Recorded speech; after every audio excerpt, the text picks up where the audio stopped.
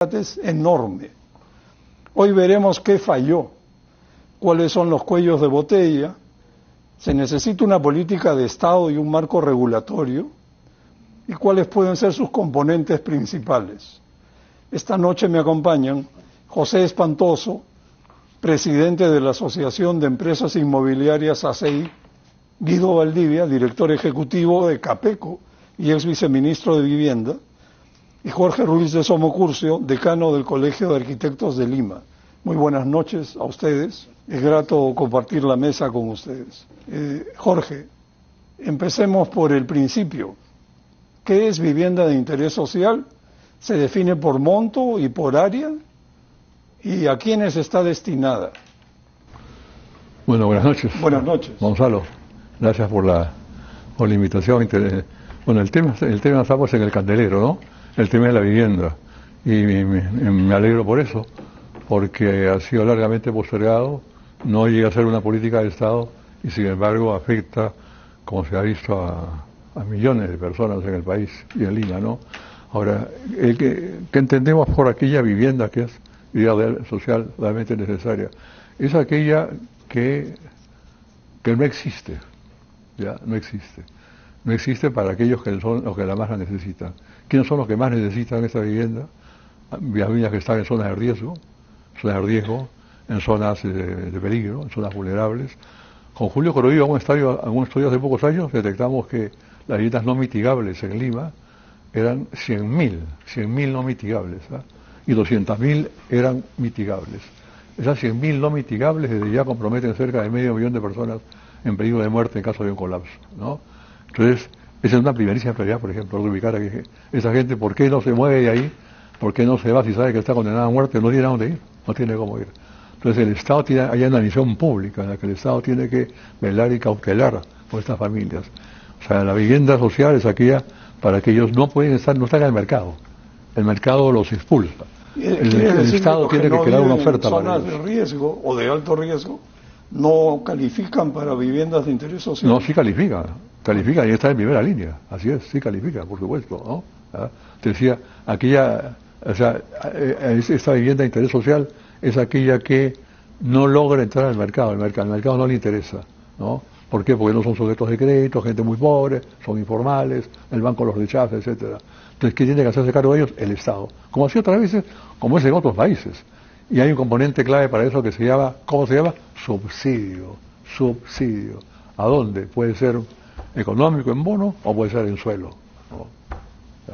Guido, está fuera de discusión. Creo que el suelo urbanizado y las viviendas de interés social deben ser subsidiados por el Estado, si se quiere dejar atrás la precariedad y la informalidad en la vivienda familiar para cerrar la brecha.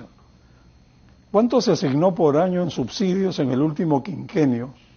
¿Y cuántas unidades habitacionales se construyeron con esos recursos? ¿Y cuánto asigna Chile, por ejemplo, para la construcción de vivienda social? Bueno, primero, el año 2002, como bien mencionaste, se fijó una nueva política de vivienda que tuvo una serie de componentes y efectivamente, como dice Jorge, no ha adquirido la prioridad que corresponde. Desde ese momento, la vivienda social ha producido alrededor de 850.000 unidades habitacionales. Si multiplicamos por 4, pues nos da que se ha favorecido a casi 3.600.000 peruanos, que es muy poco, ¿no? De esas viviendas, aproximadamente un 25% está dirigida a la clase media, que tradicionalmente ha sido beneficiada por la política de vivienda social. Si no, ¿qué cosa es San Felipe, Torres de Limatambo, Torres de San Borja, etcétera? El resto ha ido a la población que efectivamente considera, y nosotros también, Jorge, como la de mayor necesidad. Hay un desafío porque efectivamente hay una producción habitacional informal de 1.800.000, pero hay otro desafío. En 20 años vamos a formar 2 millones de nuevos hogares y necesitamos proveerle vivienda. Entonces, lo que yo puedo decir es que en los últimos años se ha dado un promedio de 1.400 millones de soles de subsidio y lo que necesitamos son 5.000 millones, que es inclusive menos de lo que da Chile. Lo que pasa es que Chile, como ya tiene una situación demográfica distinta, produce menos vivienda que hace 10 años, pero no baja sus presupuestos, lo que hace es buscar mejores soluciones habitacionales. He visto un programa de vivienda social rural, que también hay que considerarlo, que otorga un subsidio de $40.000, con lo cual es una solución totalmente pagada. En el Perú, a la clase media se le subsidia con alrededor de un 10% del valor de la vivienda y a los sectores pobres hasta el 90% en casos, por ejemplo, de emergencia o de precariedad. El problema es volumen, cantidad, y en un Estado que no gasta lo suficiente es un tema de prioridad.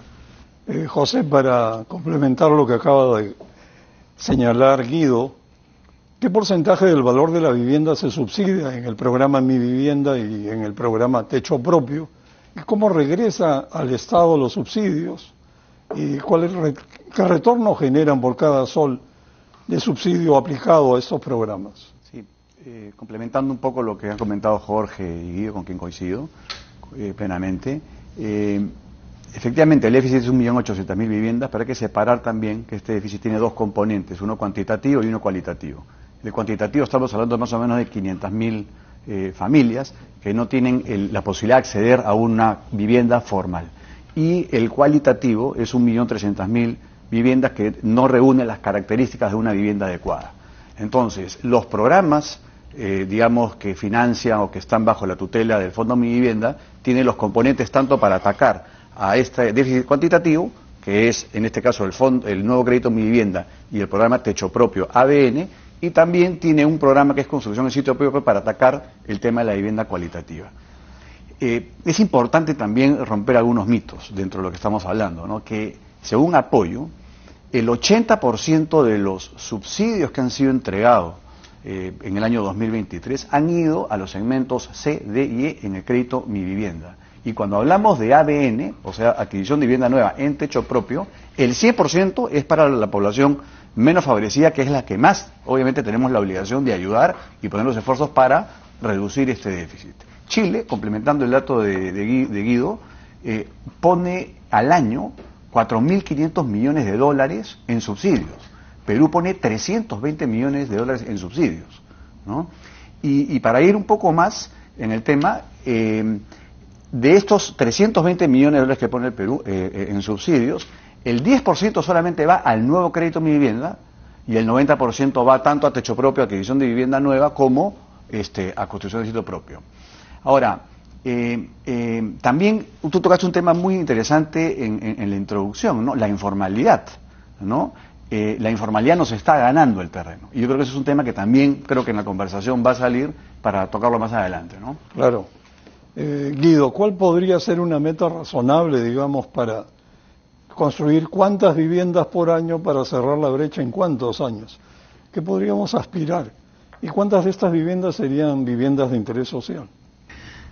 Nosotros necesitamos llegar lo más rápido posible a una meta de 200.000 viviendas anuales. Digamos que hay capacidad en la oferta para proveerla. Hay mucho que se ha generado en esta industria en 22 años. Y esto nos llevaría a producir en 20 años 4 millones de unidades habitacionales, con lo cual se lograría cubrir el déficit y atender una parte significativa de la demanda por nuevos hogares. Creemos además que, como es evidente, hay dinero en el Estado para poder utilizar esto. El año 2023 se han dejado de invertir presupuestado más de 20.000 millones de soles del presupuesto general de la República. Y esto es una constante. En segundo lugar, el Estado gasta mal en agua. En los últimos 7 años se han invertido 23.000 millones de soles en agua y se ha subido 1% la cobertura. Ahí hay un tema de prioridad. Sí, pues hay una ineficacia del gasto brutal. Jorge, con un déficit habitacional de 1.8 millones de viviendas en el país, ¿cuál es tu propuesta? ¿Cuánto subsidiar por vivienda y cuántas viviendas subsidiar al año? Mira, lo que yo quisiera es entrar por una puerta, digamos, cercana a la tuya, ¿ya? Y traer la posición del colegio, ¿ya? Cómo ve el colegio de arquitectos el tema de la vivienda, especialmente en Lima. Pero para empezar, como cereza de la torta, hablando de esas cifras hace un momento, mira, con estos 2.500 millones de dólares que se deberían de dar a Metroperú, unidos, con esos hace 100.000 viviendas. 100.000 viviendas. Así es simple. O sea, plata hay. El tema no es plata. El tema es cómo conducir la plata, a dónde decisión política. Eso es muy importante señalarlo, ¿no? Porque el gobierno está para eso, para asignar los recursos donde se necesita y no donde la ideología los conduce. Ya, bueno, entonces fíjate que el colegio hemos sido parte del grupo que ha impulsado un convenio que ha promovido la ministra de Vivienda, en la que creo que estamos todos los que estamos acá, que se llama, y sería bueno hablar sobre esto, Gonzalo, es el Pacto por la Vivienda Digna. El Pacto por la Vivienda Digna fue suscrito el 5 de diciembre, hace un poco más de un mes, por empresarios privados, por colegios profesionales, por alcaldes, ¿no? Por municipios de Lima, para justamente enfrentar en conjunto este tema de lo que yo llamaba la vivienda realmente social, dejando de lado, y yo creo que ya está demasiado discutido, el famoso tema de la vivienda bis, esta vivienda bis en San Isidro, Miraflores, que no es vivienda de interés social, ¿no? Es la vivienda sectores medios emergentes, etcétera, que tiene es otra galleta esa, ¿ya? Vamos a la vivienda realmente necesaria. La otra se necesita, es parte de impulso a la economía, a la construcción, pero vamos a ver a aquella gente que más necesita. Entonces, en el colegio, mira lo que hemos firmado este pacto, estamos en la mesa de trabajo, y lo que le hemos propuesto a Jania Pérez de Cuellar, fijarla como meta 100.000 viviendas al año. Perdón, Carlos, 100.000 viviendas por año, ¿ya? Ahora, ¿de qué manera, bajo qué modalidad? ¿Ya? ¿Cuáles son las áreas? Hay que pensar en ciudad. El tema cuando hablamos de vivienda muchas veces es que nos quedamos en el lote. Pensamos vivienda, lote, no pensamos vivienda, ciudad.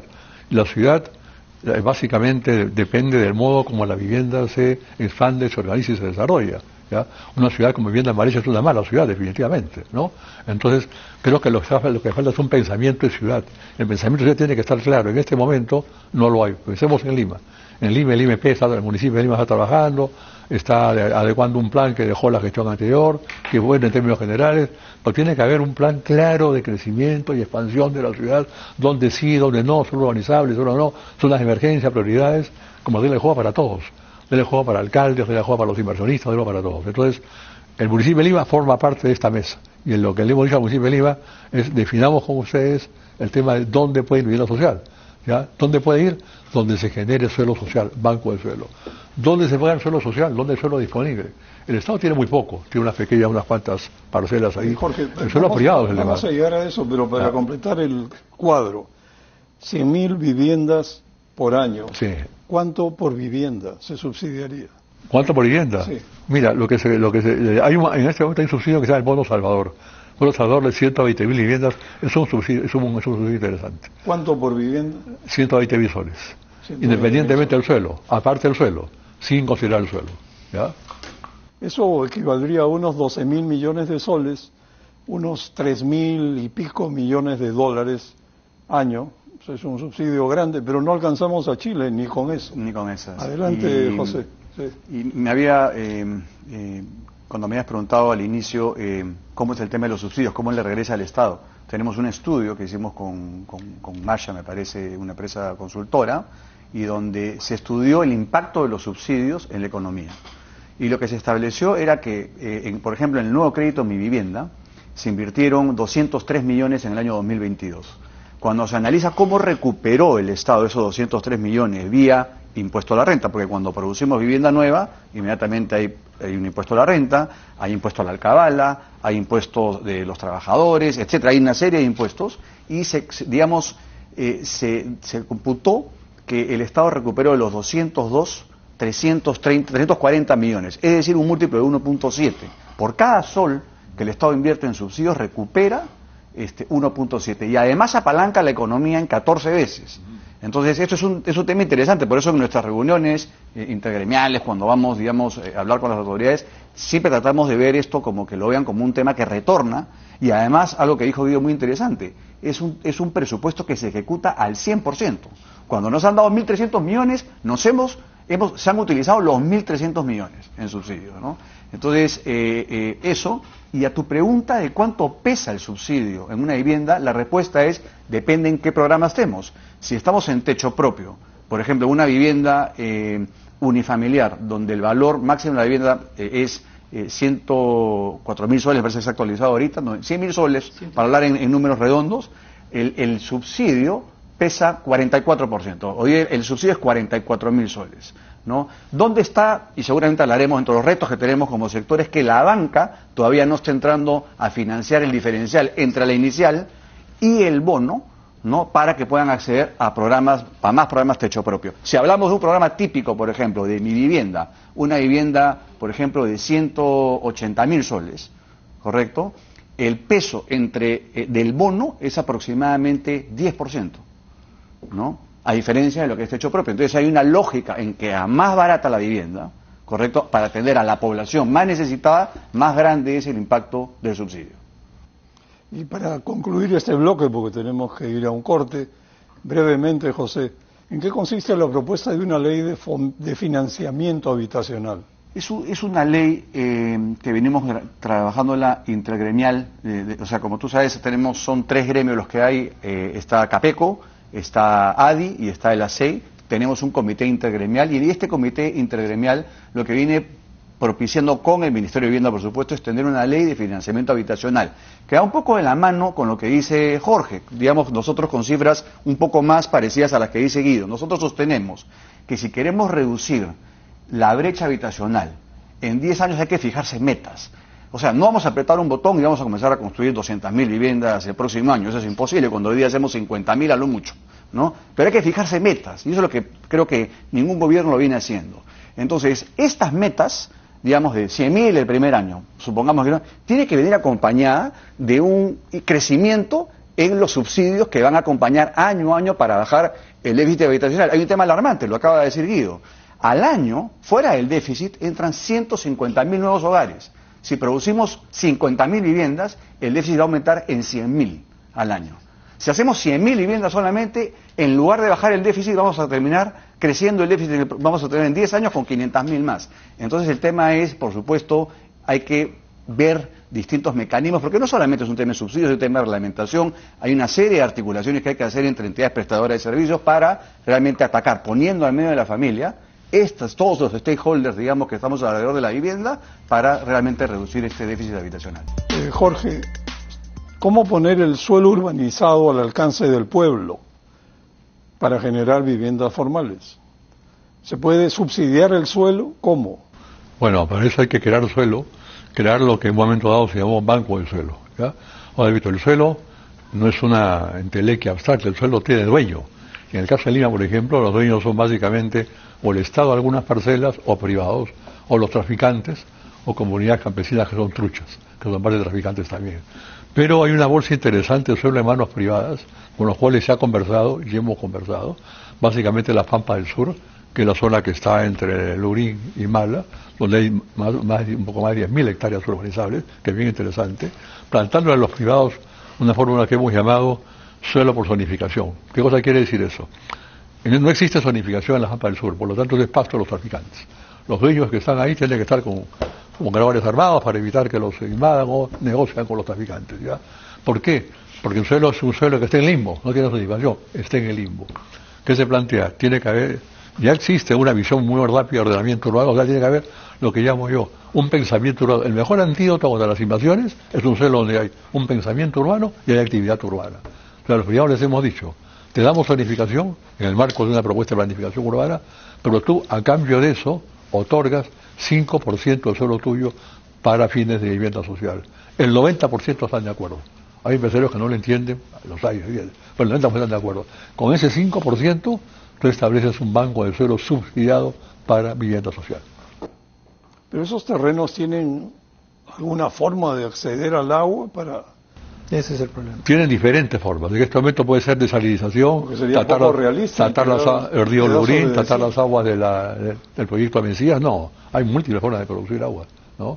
Pero tiene que haber una reglamentación más amplia, más libre. Está trabajando una cosa que se llama agua en bloque ahora, que permita producir agua no solamente bajo el modo convencional, ¿no? Pero probablemente hay un problema de costos, ¿no? Claro, tú puedes conseguir agua, pero ¿a qué costo? Guido, ¿cuál es el concepto detrás de un operador público de suelos? ¿Tiene que ser público? ¿Podría tercerizarse? ¿Debería ser autónomo? Porque al final el problema, la experiencia con el programa Mi Vivienda a cargo de esto fue un fiasco de corrupción. Bueno, después podemos hablar de ese tema de corrupción. Nosotros desde Capeco y después ya en la intergremial hemos planteado desde hace mucho tiempo la necesidad de un operador público de suelo. Porque actualmente, ¿quién es el operador público de suelo? Es la Superintendencia de Bienes Nacionales. Y la Superintendencia de Bienes Nacionales no tiene capacidad para intervenir en el mercado de suelo de una manera proactiva. Por lo pronto no tiene un balance. No sé si me dejo entender. Un operador público de suelo tiene que ser una entidad de altísimo nivel de excelencia que se haga cargo del suelo del Estado. El suelo del Estado en área de expansión ocupada es casi el 40% de la invasión. Con ese 40%, con las densidades que está planteando Jorge, hoy día tendríamos el problema del suelo resuelto muy rápidamente. Y el otro es el de las comunidades campesinas, que tienen limitaciones legales para cuando llega a la ciudad meter el suelo formalmente. Son normas que están impidiendo que esto funcione. Y para que esto se ponga en el mercado se requiere efectivamente una entidad que lo pueda hacer. Es como el fondo Mi Vivienda de la oferta de suelo. Ese es un poco el temperamento que deberíamos tener. Crear esa entidad. Crear esa entidad, y eso fue lo que propusimos en la ley de suelo, pero en el último minuto dijeron, encárguesele a Mi Vivienda, y ahí se generó el problema que tú estás planteando. Sería una especie de ATU, pero ASU, Autoridad del Suelo Urbano. Pero una entidad que tenga un balance. Porque si yo quiere decir un balance de control. Que tiene que tener un balance para poner el suelo en un balance económico. Si yo hago inversiones, eso se mejora. En la superintendencia vale lo mismo un suelo eriazo sin servicios que uno que tiene zonificación, porque no tienen balances. Los ministerios ni las entidades públicas pueden funcionar. En otros países, esos derechos de edificación que van ganando del suelo del Estado se ponen en subasta y la entidad recupera esa inversión. Es un desarrollo urbano dinámico atendiendo las demandas que se están planteando. Ojo, de las 4 millones de viviendas que se tienen que construir en 20 años, el 85% es vivienda social, incluyendo la vivienda de clase media, y tenemos una discrepancia muy amigable con Jorge. Siempre se ha considerado a la clase media como la vivienda social. Y hoy, que más del 80% de la población en el Perú tiene ingresos no regulares, no planillados, es más urgente que nunca. Salir de ese segmento, en este momento, es no tener coherencia con lo que se ha hecho siempre, y es el peor de los momentos. ¿Y hay alguna intención o está en movimiento esto de la creación de este operador público de suelos especializado y nosotros en cada reunión que tenemos planteamos que este es el objetivo, y lo único que hay que hacer es que borrar con un liquid paper una parte de una ley? Con eso se puede habilitar. Hemos postulado que en la conformación de esta empresa, e inclusive en el capital, porque tiene que tener capital, entre una multilateral o el Banco Mundial, que tiene mucha experiencia en esto, el BID, y además para darle transparencia y capacidad técnica a la entidad. Bueno, es una tarea muy importante, ¿no? José, la vivienda es una inversión que hacen las familias para alcanzar su sueño de la casa propia. ¿Qué roles le corresponden al Estado y al sector privado? Sí, si me permites complementar un poco el tema del suelo, yo creo que hay un gran tema también que tiene que ver justamente con poner el suelo a disposición, ¿no? Y que es que, y venimos también pidiendo esto, y estuvo en el Pacto a la Vivienda Digna, como lo mencionó Jorge, uno de los temas es el tener una lucha frontal contra las mafias de traficantes de terreno, que se apoderan de gran suelo, de un suelo importante, que además postran a las familias peruanas, a las más necesitados, a no recibir agua durante 15, 17 años. Y cuando reciben el agua, reciben a conexiones domiciliarias que una vez nos dieron un dato que costaban 155.000 soles, el valor prácticamente de hacer 2 casas de techo propio, o sea, algo que no tiene sentido. Hoy por hoy, si uno va al puerto de Chancay, una obra emblemática para el país, ¿no?, donde claramente el Estado debió ver que ahí va a haber un auge, un impulso urbano, urbanístico, etcétera, es lamentable que ya los traficantes de terreno ya invadieron terrenos que han podido ser perfectamente usados para vivienda y con un planeamiento urbano, digamos, bien logrado, ¿no? Ahora, a tu pregunta, esto no es un trabajo solo de privados o del Estado. Dentro del Estado está, por supuesto, las empresas prestadoras de salud. Tú puedes tener buen suelo, pero claro, siempre nos topamos, por ejemplo, en Sedapal, que no tenemos predictibilidad de dónde está el agua. Nosotros no sabemos a dónde va el agua, deberíamos tener un plan de inversiones de Sedapal que nos diga el agua va a ir por acá, entonces los desarrolladores inmobiliarios rápidamente estarían entrando y viendo posibilidades de comprar terreno porque saben que van a poder desarrollar viviendas con accesos básicos a agua, a saneamiento, electricidad, etcétera. Está, por ejemplo, el rol promotor que hoy día lo tiene el Estado a través del Fondo Mi Vivienda en el tema de subsidios. Está también el Estado en todos los temas regulatorios, que nos podríamos quedar una noche, un día, hablando de esta falta de predictibilidad jurídica, esta inseguridad jurídica que hoy día vivimos a raíz de la sentencia del Tribunal Constitucional y algunos temas que ha pasado con algunos alcaldes, felizmente pocos, pero algunos. Entonces, claro, hay un rol, por supuesto, importante del Estado y, por supuesto, también el privado con la banca, con los desarrolladores inmobiliarios, que es importante decirte que la inversión privada inmobiliaria estuvo a la altura en el peor momento del país. En el año 2022, dicho por Apoyo, no por nosotros, la inversión privada inmobiliaria fue la segunda en mayor importancia después de la minería, con una inversión de más o menos 3.850 millones de dólares y generó 250.000 empleos en el año.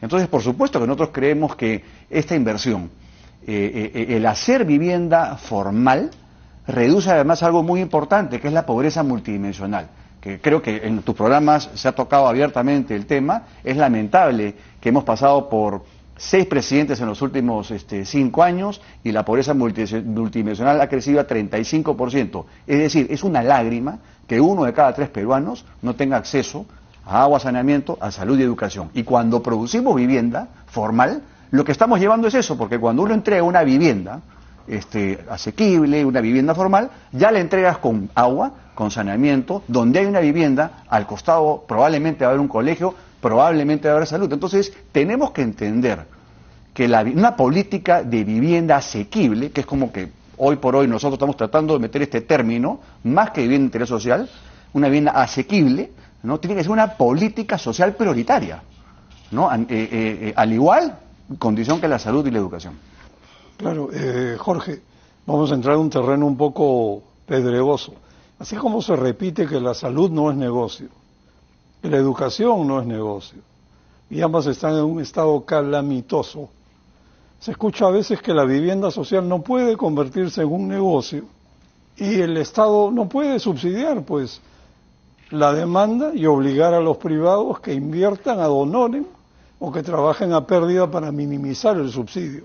Ahí hay un entrampamiento.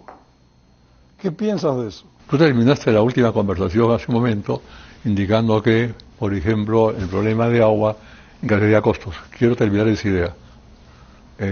Tú no puedes enfrentar el tema de la vivienda ahora, en siglo XXI, con tecnologías de hace 50 años y no de hace 25 años. Eso tiene que cambiar. Desgraciadamente sigue siendo así. Tú tienes en este momento plantas desalinizadoras con costos cada vez más baratos.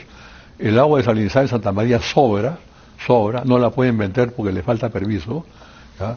Los conceptos de manzaneo tienen que ser otros diferentes, ya no la manzana de 100 por 50 o de 100 por 100, hay que pensar en supermanzanas para 10.000 personas, en las que tú puedes reciclar agua, puedes tener energía sostenible, el reuso de agua, el reuso de los residuos. Es decir, toda una serie de factores. Tienes que pensar en la vivienda como parte de un concepto de vida, un modelo de vida.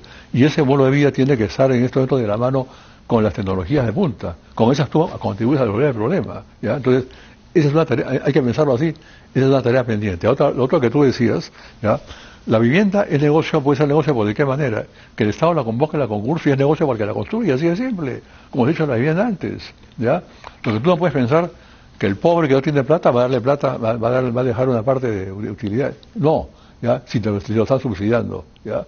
El negocio para mí en la vivienda social estriba en el hecho de que el Estado lo que saca es a concurso los modelos, ya sabes, los entrega, ¿no? Hay construcción, como se hacía antes con las unidades vecinales, ¿no? Y los privados participan con otra normatividad, no hay 20% de margen para jugar con los montos, no te tiras al piso, ganen mejor, precio por medios, etcétera, ¿ya? Y el privado que hace eso lo hace en buenos términos y va a ganar su plata. Eso es, ahí está el negocio, es un buen negocio, bien pagado, con cosas bien hechas, con unas construcciones buenas que el privado sabe hacer. Por ese lado, ¿ya?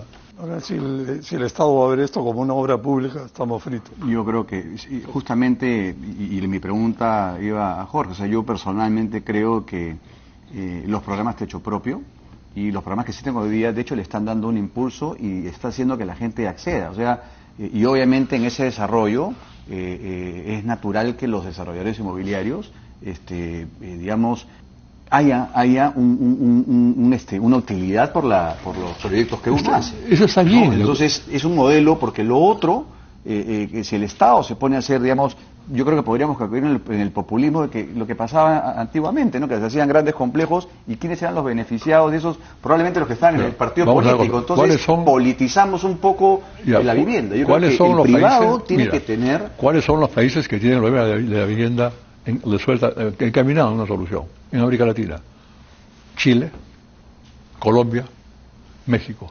En todos hay subsidio, en todos. No hay isla sin subsidio. Esa la pone el Estado, ¿ya? Dentro de ese modelo con subsidio entra el privado perfectamente. Correcto. Porque lo que queda claro es que no puede haber vivienda social sin subsidio por parte del Estado. Uno en recursos y otro en suelo. Si eso no funciona, no inventemos la pólvora, ¿verdad? ¿Quieres comentar algo? Yo creo que hay que diferenciar el proceso constructivo del proceso inmobiliario.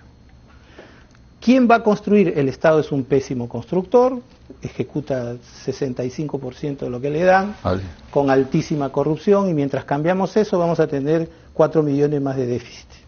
O sea, el Estado no puede construir, eso creo que está claro. Nos va a tomar más tiempo cambiar eso que, al contrario, más bien este modelo podría servir para algunos otros programas dentro del Estado. Y en el tema inmobiliario y financiero, está claro que tampoco el Estado puede mirarle la cara al usuario para darle créditos. Estamos de acuerdo con lo que sostiene Jorge. El Estado funciona con subsidios, pero también con suelo, porque tiene suelo, es el terrateniente más grande del Perú. Y además tenemos que darle agua, porque todas las empresas públicas de agua, prestadoras de agua, son públicas. Entonces, una responsabilidad del Estado sobre 3 elementos claves de una política de vivienda: suelo, subsidios y agua. No le demos más tareas, que cumplan las que ya tienen. El problema es que si no hay agua, en primer lugar, no hay forma de... Ahí vienen las soluciones que está planteando Jorge. Efectivamente, el agua en bloque. ¿Cuál es el problema ahora del agua en bloque? Que hay que lograr que la empresa prestadora apruebe que otro le ponga el agua. Guido, saben, ahí hay una traba gigante porque no se permite que el sector privado tenga más participación. Es justamente lo que estamos por mantener este modelo con Sedapal y las empresas prestadoras de servicios, que son todas un fracaso, sin permitir que los privados accedan a la gestión y financien las inversiones, no se genera pues... Mientras eso no se resuelve, Gonzalo, no va a haber agua. Exacto. No va a haber agua. Exacto. Entonces hay que quitarse la venda de los ojos y abrir a la participación privada la generación de agua en primer lugar. Guido, brevemente, ¿hay espacio para las asociaciones público-privadas en la generación y construcción masiva de viviendas sociales, subsidiadas? A nosotros nos gustaba definir, cuando se planteó esto, como una alianza público-privada de inversión social. Así se planteó, y ese es el modelo en general, donde el Estado pone los subsidios, pone las reglas, el sector privado es el intermediario financiero y promotor, y la gente pone su dinero. No hay ninguna APP donde la gente ponga su dinero, está todavía en un nivel superior. Lo que pasa es que no hay que boicotear esta alianza, y quien tiene que cumplir realmente las tareas es el Estado. No podemos seguir teniendo la misma cantidad de subsidios los últimos 7 años porque nunca vamos a llegar a 100.000. En eso estamos, creo, totalmente de acuerdo. Segundo, no podemos permitir que se inviertan 27.000 millones de soles en agua en 7 años y no suba la cobertura. Eso es inmoral. Segundo tema. Tercero, el tema de la simplificación administrativa, y ahí de repente los colegios profesionales pueden tener un rol. Tenemos que digitalizar los procedimientos de licencias. José, ¿qué aspectos debieran mejorarse en el 2024 para dinamizar las inversiones? ¿Cuál es tu pronóstico de crecimiento del sector para este año? Creo que un factor fundamental es la predictibilidad, ¿no? No empezamos bien si es que tenemos un presupuesto que nace con cero en lo que es el nuevo crédito Mi Vivienda. Definitivamente no hemos empezado bien. Antes por lo menos se le asignaba una partida mínima, pero se le asignaba. Este año hemos partido con cero en lo que es el nuevo crédito Mi Vivienda y sí con un componente relativamente igual o parecido al año pasado de 1.260 millones para lo que es techo propio. Pero los desarrolladores inmobiliarios se mueven, o sea, la inversión se mueve por predictibilidad. Si es que los desarrolladores saben de que van a poder acceder a desarrollar proyectos de vivienda asequible, de vivienda de interés social, y van a contar con los elementos para que los clientes potenciales de las familias puedan acceder vía los subsidios que ayudan a la cuota inicial para que puedan acceder y comprar una vivienda, entonces son buenas señales.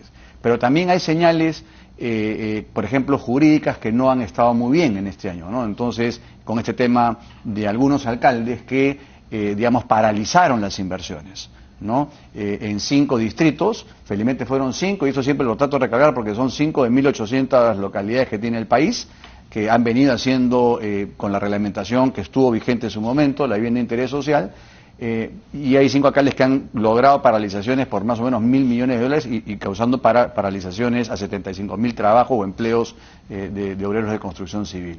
Entonces, cuando hay estos elementos, el panorama es incierto. Lo que es bueno es que hay cimientos sólidos en cuanto a la demanda, ¿no? Entonces, todos tenemos que hacer una tarea, tenemos que tener, por supuesto, predictibilidad, tenemos que seguir peleando mucho los gremios, los colegios, etcétera, en este pacto por la vivienda digna, en hacer posible este tema de la ley de financiamiento para que justamente tengamos predictibilidad en cuanto a los subsidios.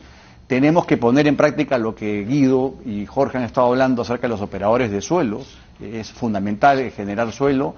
La lucha frontal, por ejemplo, contra las mafias de terrenos, tiene que haber una división de la policía que enfrente realmente el tema del tráfico de terrenos, porque si no, nuevamente, nunca vamos a cambiar este sistema perverso. Hoy día, mucho del agua, del presupuesto, estos 27.000 millones que hablaba de soles, que se van en servicios de dar cobertura de agua, han sido para darle a las invasiones de hace 15 años. Si nosotros no paramos estas invasiones, en 15 años vamos a estar hablando un poco de lo mismo, en que en lugar de haber entregado y usado ese presupuesto para hacer vivienda formal, con todo lo que ya sabemos que trae de beneficios, vamos a seguir destinando plata a mejoramiento de vivienda, a títulos de propiedad, a conexiones domiciliarias carísimas. Entonces, son muchos los elementos que tenemos que trabajar articuladamente. Jorge, ¿cómo encarar el tráfico de tierras? ¿Cuál es el mejor antídoto? Mira, yo creo que sumando a lo que decía esos 3 elementos virtuosos que señalaba Guido, con los cuales coincidíamos, que son suelo, agua, ¿no? Los recursos, ¿ya? Yo agregaría el de formalización y planificación. Tú no puedes tener un programa masivo de vivienda ordenada, digna, en condiciones de informalidad. Esa informalidad tiene que desaparecer. Tiene que haber políticas desde los distritos de los municipios en los cuales la ciudad finalmente se recupere y crezca ordenadamente. Los escenarios donde va a haber vivienda social, ¿no? De una manera predecible además, ¿no? Con proyectos y propuestas que sean técnicamente factibles, interesantes, novedosas, eso es. Entonces, ¿cuál es el antídoto? El antídoto, ¿cuáles son los suelos más invadidos que tenemos ahora en Lima? Vamos a eso, ¿ya? Los bordes de los ríos, 1. 2, las pampas del sur, donde está Pampa Pacta, Sumapache, los traficantes que están armados, las pampas de Ancón, que en parte se han salvado porque eran suelo militar, pero que ahora en cualquier momento van a ser invadidas. Hay una invasión hormiga, ya no es la invasión de miles con banderas peruanas, es la invasión hormiga que crece día a día, ¿ya? Pero el único antídoto para eso es un suelo donde haya una propuesta urbana, por ejemplo en la Pampa del Sur, y hay actividad urbana ordenada, correcta, bien hecha. Esa de ahí es la que te espanta la invasión, y al contrario te llama la inversión, porque hay señales de que la cosa comienza a hacerse de una manera predecible, ¿no? ¿Cuáles son los escenarios de suelo que hay?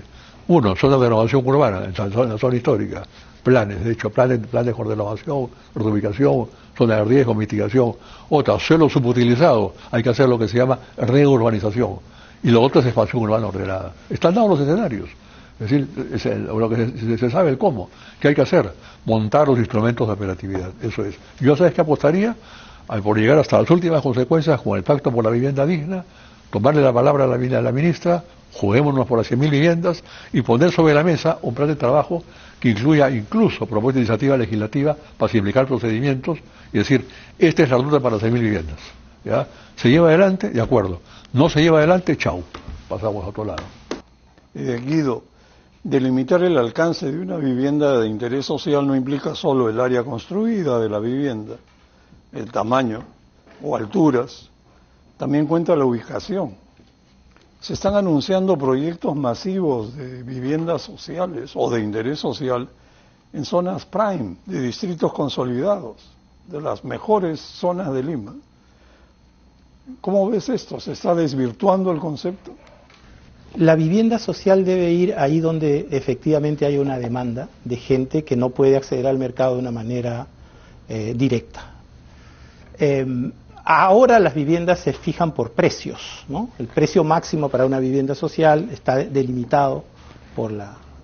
Ahora, en todos los distritos yo puedo recordar que hay proyectos de vivienda social. En San Isidro, salvo que me equivoque, la Residencial Santa Cruz es un proyecto de vivienda social. Y nadie puede pretender, pues, que, como se dijo, eso perturba la residencialidad del distrito. ¿Por qué está ocurriendo eso? Dos datos. Primero, la demanda de vivienda en el sector alto se está reduciendo. ¿Por qué se está reduciendo? Porque los chicos de estratos altos ya no se casan tan rápido.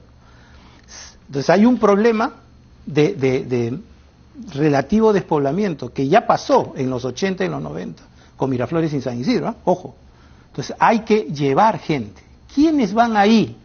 ¿Ustedes creen que la gente que vive en Comas y tiene su vida en Comas va a ir a vivir a San Isidro? No, ahí viven aquellos que quieren trabajar o ya trabajan en San Isidro o trabajan en Miraflores. Hay data que permite sustentar eso. Esas personas no pueden pagar más de 400.000 soles por una vivienda de ese tipo. Ese es el punto. Entonces, por eso es que se les da un subsidio. Ahora, se puede discutir eso, pero se dio, se aprobó y funcionó. Por eso parar proyectos es una tontería total, ¿no? Felizmente ya parece que San Isidro ha reculado, digamos, en esta decisión. Pero no hay que olvidarse de eso. Y hay otro segmento que va a crecer, es el de la tercera edad. En Chile, que siempre es un modelo, el proyecto de vivienda de alquiler, el programa de subsidio de vivienda de alquiler, estaba destinado a a personas de la tercera edad, que se quedan solas y tienen la necesidad de poder vivir de una vivienda. Y por último hay un tema que creo que también es importante, lo que ha dicho Jorge, necesitamos modernizar la forma en que se diseña el hábitat. Y eso lo tiene que apoyar el gobierno con tareas de investigación. El Estado no investiga en vivienda, a pesar de que todos los años los empresarios de construcción ponen 80 millones de soles en el Censico para eso. Hay que innovar, ahí hay dinero, lo tenemos que poner en práctica. Entonces, si nosotros logramos, bueno, por lo pronto en este año, si nos dan 0, va a haber 0 vivienda en mi vivienda. Y con eso se cae el 80% del P por Q, porque es mucho más alto la inversión en mi vivienda. Entonces necesitamos realmente resolver ese problema de corto plazo que nunca ha ocurrido. En 22 años jamás se ha quedado un programa de vivienda con 0 de recursos en el mismo momento en que hay programas que tienen 0 de ejecución. Eso es un despropósito.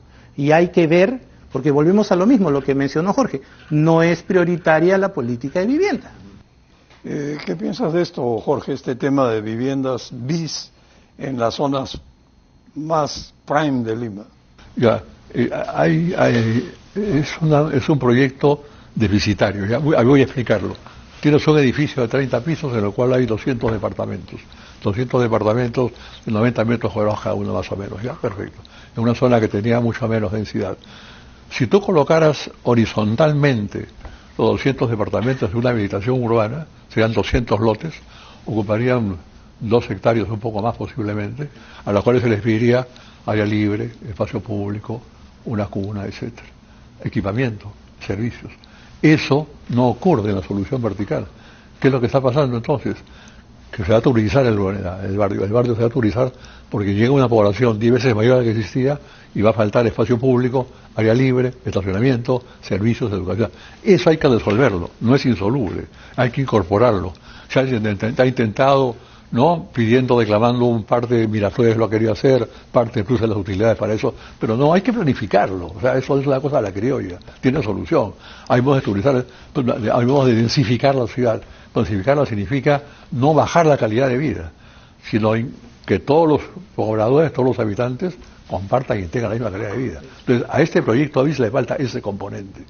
Cómo llenar ese vacío que va a estar dado por el incremento de población. Pero lo que me llama la atención, ¿de dónde surgen estas iniciativas, estos proyectos aislados? De repente aparece una torre en una zona, el Golf de San Isidro.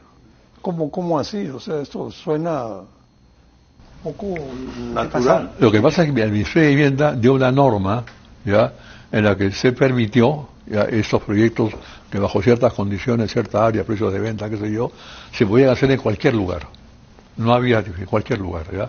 Entonces apareció al final la sentencia del Tribunal Constitucional que dijo, no, un momentito, quien define los lugares, zonificación, alturas, densidades, son los municipios, ¿no? Y marcó la cancha. Entonces ahí han aparecido los conflictos, porque hay proyectos que se acomodan, proyectos que no se acomodan, ¿no? En unos casos se respeta el derecho adquirido, en otros casos no.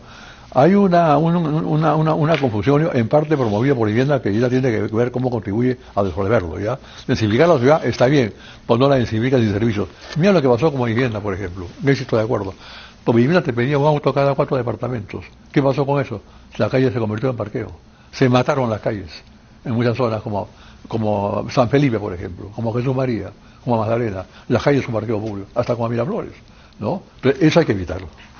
Yo, si me permites complementar sí, lo que dice Jorge, hay esto viene bastante más arriba y del tiempo, porque seguimos con un plan metropolitano en 1990, cuando la ciudad de Lima tenía 5 millones de habitantes.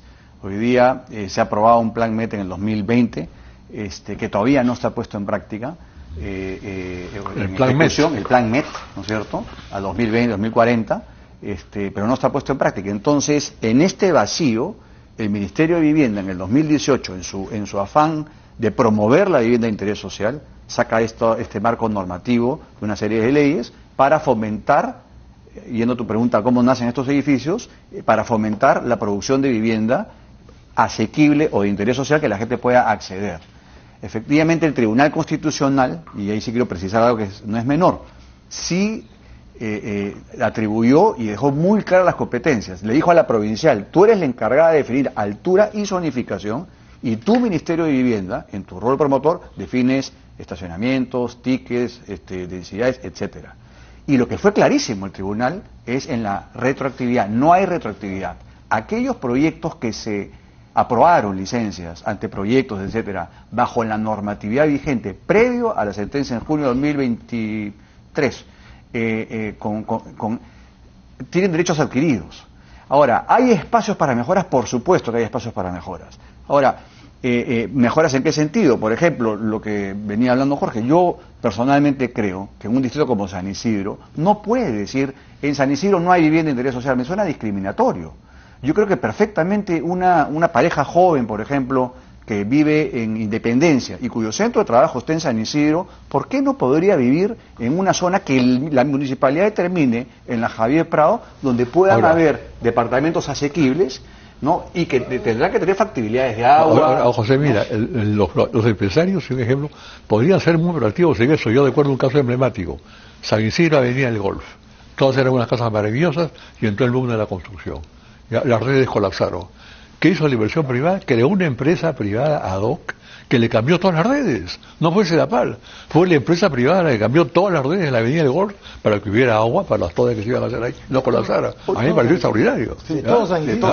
Exacto, ¿te das cuenta? ¿Ya? Entonces yo creo que se requiere también el que va a hacer una cosa mucho más proactiva de parte del privado, que diga, ya, yo voy a contribuir de esta manera a resolver el déficit de área verde, espacios públicos, parqueos, Totalmente etcétera, de acuerdo, ¿no? Totalmente de acuerdo en eso. Y hoy por hoy, cuando nos dan las factibilidades y le dan las conformidades ya los edificios en la zona de saneamiento, son los privados los que terminan renovando las redes, ¿no? Nosotros somos los que, o sea, los privados son los que terminan, estamos haciendo el trabajo que debería hacerse Sedapal. Los privados son los que estamos renovando las redes de conexión para justamente dar esa mejora que tú propones, ¿no? Bueno, en un minuto podrías decir cuáles serían los componentes centrales de una política de Estado de alcance nacional para enfrentar este tremendo problema. Correcto. Suelo formal para vivienda, empezando por el suelo del Estado. Un alineamiento de la inversión en agua con los objetivos de desarrollo de vivienda. Subsidios crecientes y nunca estar en esta situación en donde no sabemos cuánto haber. Tiene que haber. Estos subsidios tienen que ser variados, ¿no? Tienen que ponerse en diferentes situaciones, niveles económicos, áreas rurales, etcétera. Simplificación administrativa. No podemos seguir con expedientes que se trasladan como en el siglo XIX. Tenemos que innovar en la construcción. Lo que dice Jorge es correcto, desde la urbanización hasta los sistemas constructivos.